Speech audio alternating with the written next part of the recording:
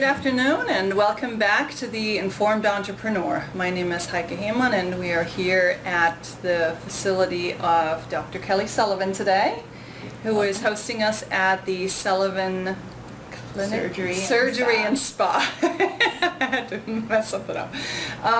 Thank you for having us. Thank you for being here. Beautiful facility here in Annapolis, and we were talking earlier about your progression into medicine. You didn't take the standard route. No. Would you like to elaborate a little bit about it? Sure. So I started college with a strong interest in both math and science and engineering, and knew I wanted to be a surgeon at some point, but didn't want to learn the same thing twice, both in college and medical school. Mm-hmm. So I did decide to be a mechanical engineering major, and it did make sense, both because I was interested in an orthopedic surgery career and it was a good background to have, but my thesis was in the mechanical properties of bone. So while I was learning straightforward mechanical engineering, I was also learning some biomechanics and able to do the pre-med requirements. And then when I got to medical school and did the different surgical rotations, I really enjoyed the more delicate procedures of plastic surgery, but they still had that design element to them, especially with the reconstructive surgery. So I kind of transitioned to really focusing on wanting to do plastic and reconstructive surgery.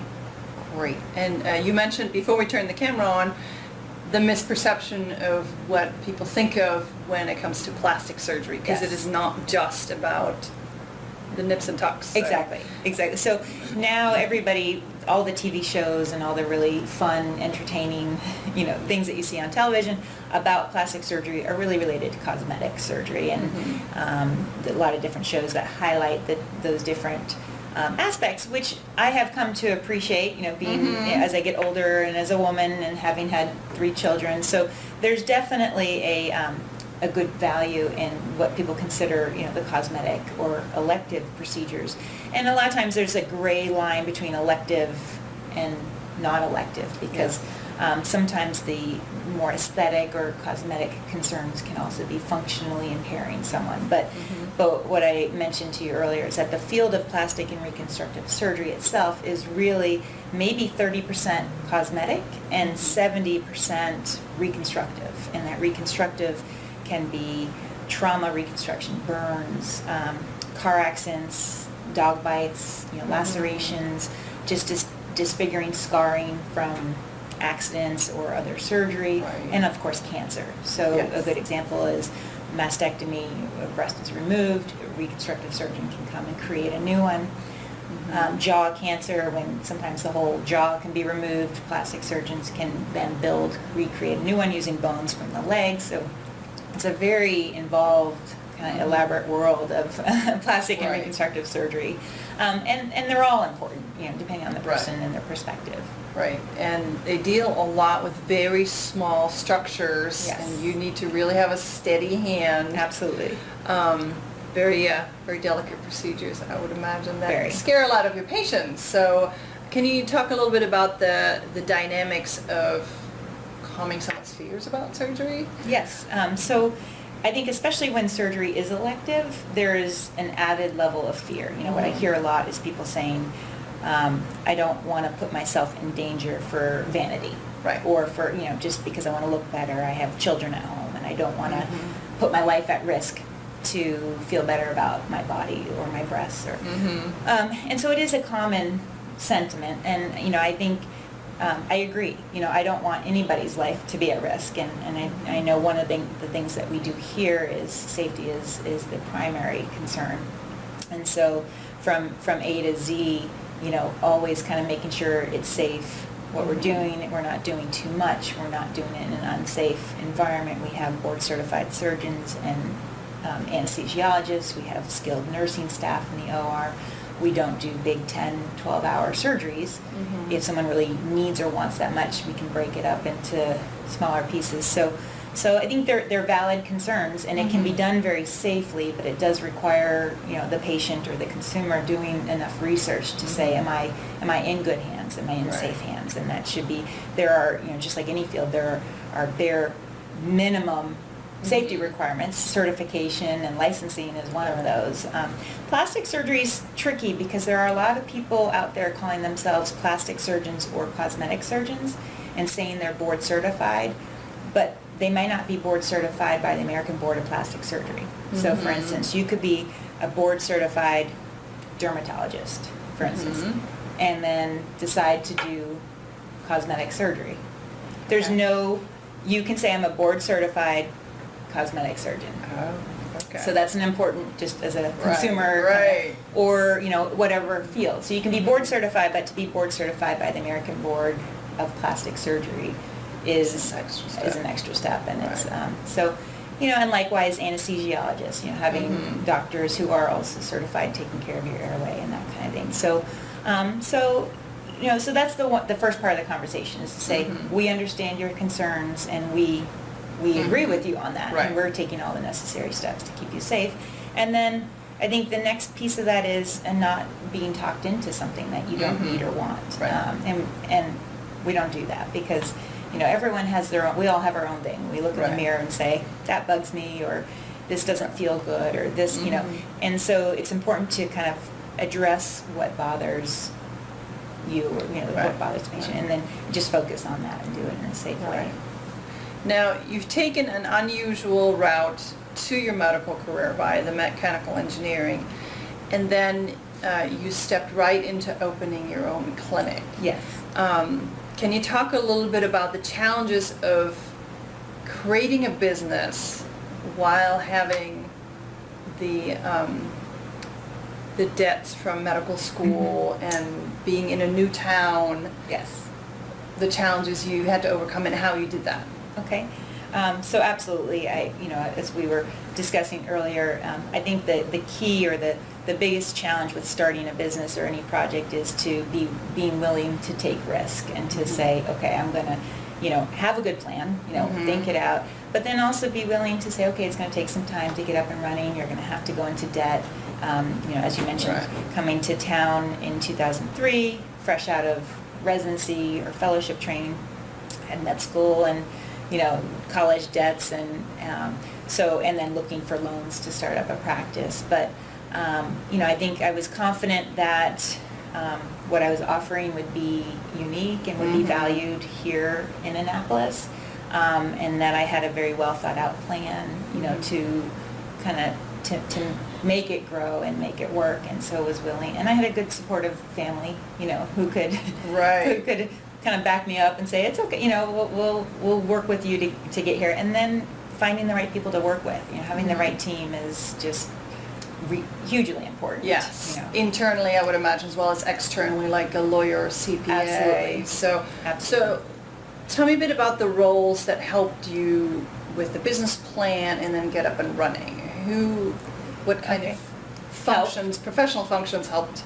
Okay, so obviously family members helped in the background, and then professional did have a lawyer who could kind of help look at both, everything from, okay, the loan has its own documents, what am I going to owe, and how's this going to work? Having an accountant help me set up the businesses in the right way, because I'm a S corporation. So obviously there's LLCs, there's C corporations, there's different corporations. Understanding, like you said, it's a whole education in itself. Understanding why to do something one way or the other way, and then having that guidance. So an accountant, lawyers to look at, obviously anything you enter into a lease agreement, or if you're looking at hiring people, or different relationships, and then community, other physicians in town, because you need referrals, other business owners, and also just members of the community, having people help understand that you're here and spreading word of mouth. Most of the business does come from either patients who've been here or physicians who've seen patients we've taken care of who say, oh, they did a good job and they were happy, and kind of continuing. And to go back to when you first started out, you had to build those referral relationships. Yes. So how did that come about? Okay, so well, first of all, I grew up in a family very involved in community service and community activities, and my father was a Rotarian and his father was a Rotarian, and so one of the first groups I joined was the Annapolis Rotary Club when I came to town in 2003.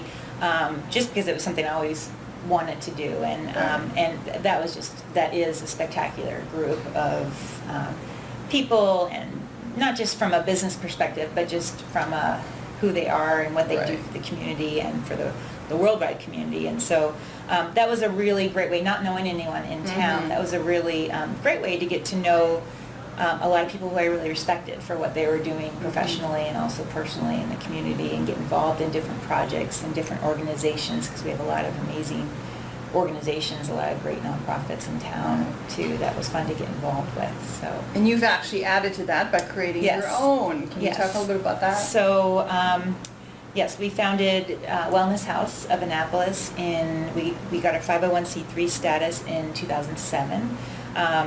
We started working on it early on. When I first came to town in 2003, I knew I wanted to do breast reconstruction. That was a big passion of mine, and I had specialty training in that area.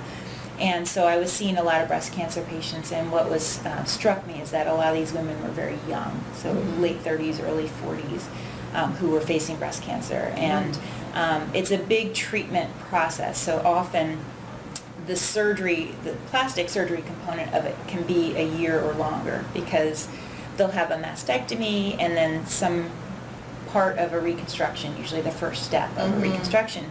But then if they need chemotherapy, that's about 6 months, 6 to 9 months, and if they need radiation, that's another 6 weeks, and then you have to wait and then do the follow-up surgery. So I was really getting to know these women on, very well and over a long period of time, and a lot of them had children. And so what I kept hearing from them was their concern about their children and how they were dealing with it, because it's obviously a huge stressor, both physically and emotionally, a stress on the family, and if financial stress, if mom could no longer work or needed more help.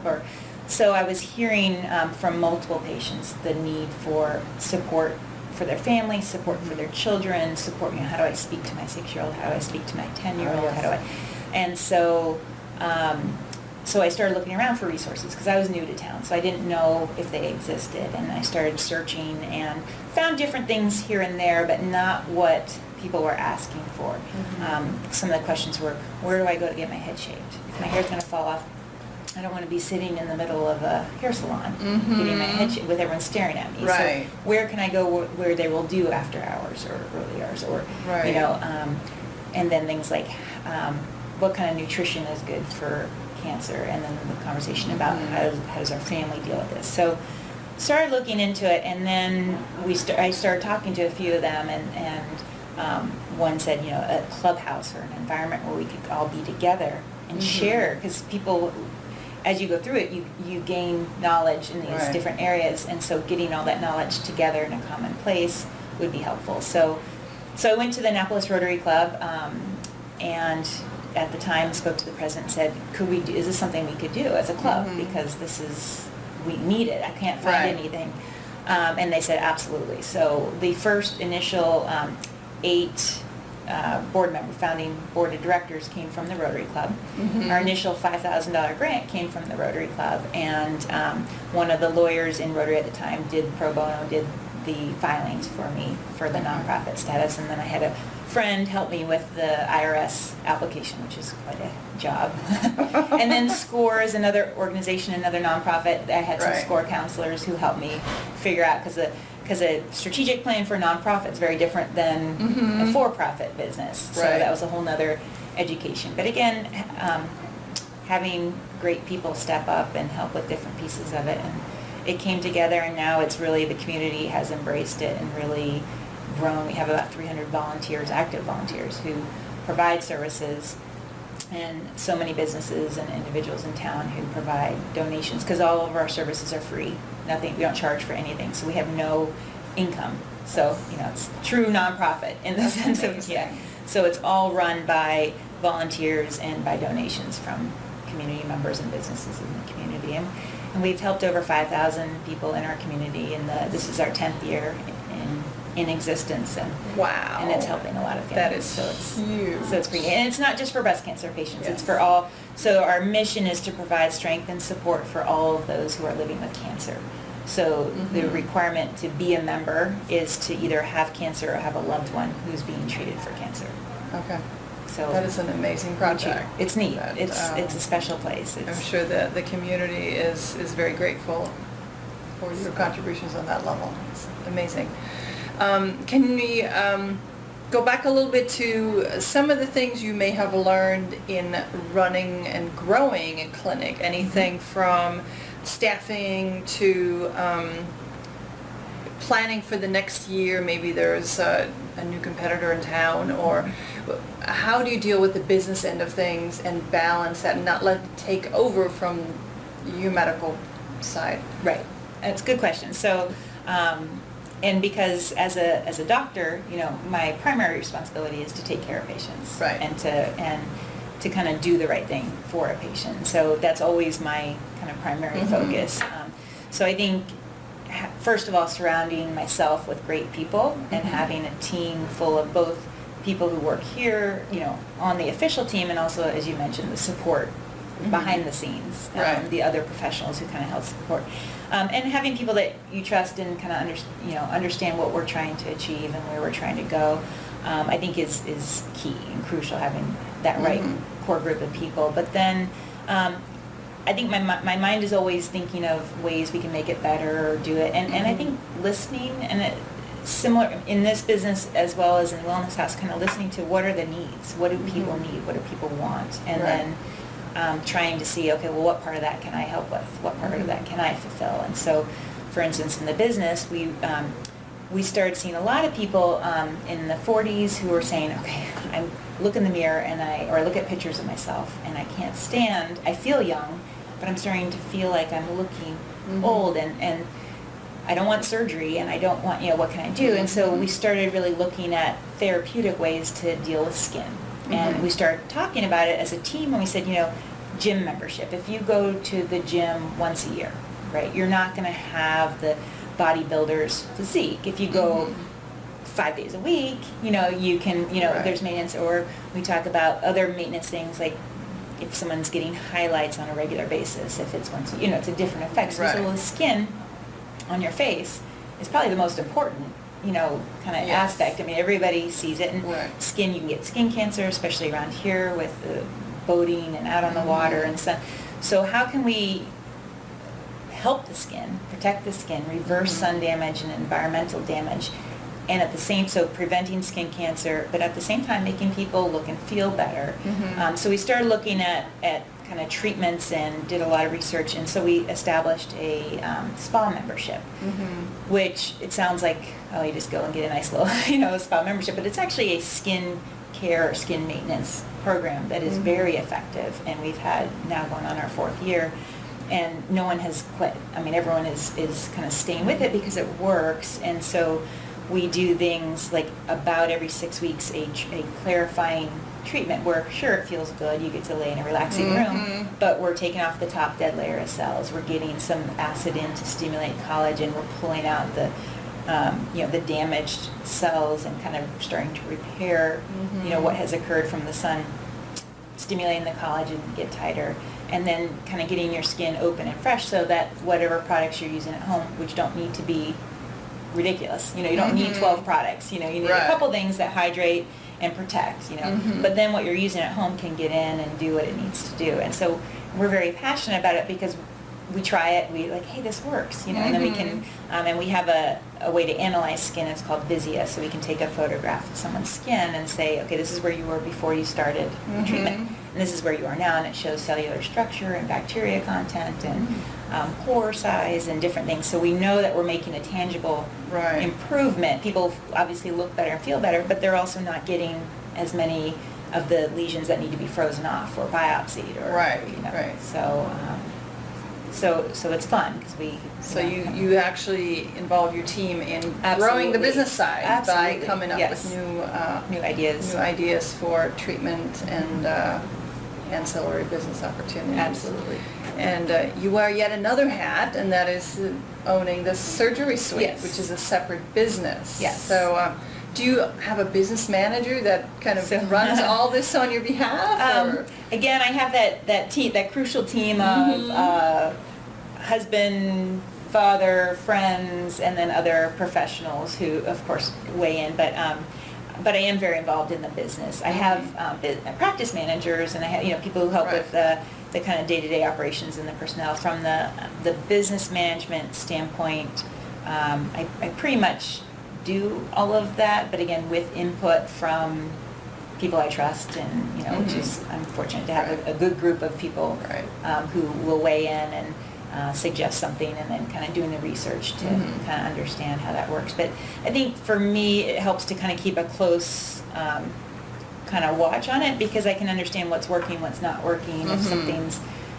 because we'll talk about projects sometime and we'll do the research or look into it and say, oh, that doesn't, it might be a good marketing tool, but it's gimmicky and it's not going to give the results that we want, and so we're not going to do it. If we don't want to drive business just to drive business, we want to drive business to actually help people and make them happy and achieve their goals. And so, and we actually, I think that's one of the things that's unique with ours, is that we have a lot of long-term relationships, which is really great, because and we know we're doing our job well because people are liking the results. They come back, they bring their family members from out of town or from in town. But I think it's that caring about not just the business but the results, and the kind of the end product, if you will. Which is so important. So how many hours a week do you work? Or do you consider the surgery part the fun part? Well, it's funny. Somebody else would classify it as work. Right. So I don't know. Good question. I think I'm not idle very often. So I have 3 children, and so when I'm not working here, I'm very much involved with helping them with their homework, or getting them to swim practice, or watching them in their games, or that kind of thing. So Wellness House is a volunteer thing that I do. So that takes up some amount of time, different each week. And then my work is kind of your normal, I guess, work week. I love what I do. So it certainly, like you said, it's for me, it doesn't feel like work. I love operating. I love talking with patients. I love doing all of it. So it's fun. It's enjoyable. So, but a lot, I work a lot. But I feel like I have a nice balance between work here and having time with, my family, and having time giving back to the community, which are all important to me. That's wonderful. It's very envious. I'm sure a lot of people out there don't quite feel like that. They're either totally overwhelmed, or maybe the income's not there, but it's great when somebody finds that balance and can run with it for years. Thank you so much. Thank you. Again, we've had Dr. Kelly Sullivan here at the Sullivan Surgery and Spa. Yes, I got it right this time. Okay. Thank you. Thanks for having us. Thanks for being here. And thank you for watching.